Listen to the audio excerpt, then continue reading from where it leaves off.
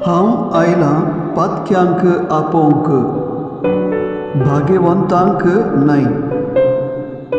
माथेवाची शुभार 9:13. आमच्यो सोमी दयाळ आनी काकुळदार जावन आसा.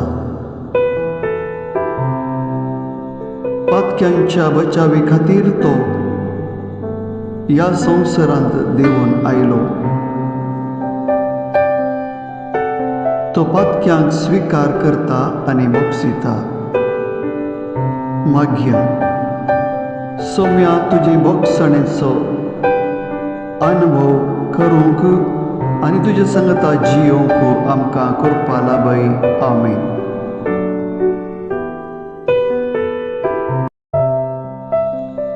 ನಾನು ಕರೆಯಲು ಬಂದಿರುವುದು ಧರ್ಮಿಷ್ಠರನ್ನಲ್ಲ, ಪಾಪಿಷ್ಠರನ್ನು.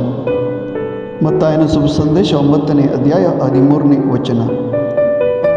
ಯೇಸು ಸ್ವಾಮಿ ದಯಾವಂತರು, ಕರುಣೆಯುಳ್ಳವರೂ ಆಗಿದ್ದಾರೆ. ಪಾಪಿಗಳ ರಕ್ಷಣೆಗಾಗಿ ಅವರು ಈ ಭೂಲೋಕಕ್ಕೆ ಇಳಿದು ಬಂದರು. ಅವರು ಪಾಪಿಗಳನ್ನು ಸ್ವೀಕರಿಸುತ್ತಾರೆ ಮತ್ತು ಕ್ಷಮಿಸುತ್ತಾರೆ. ಪ್ರಾರ್ಥಿಸೋಣ.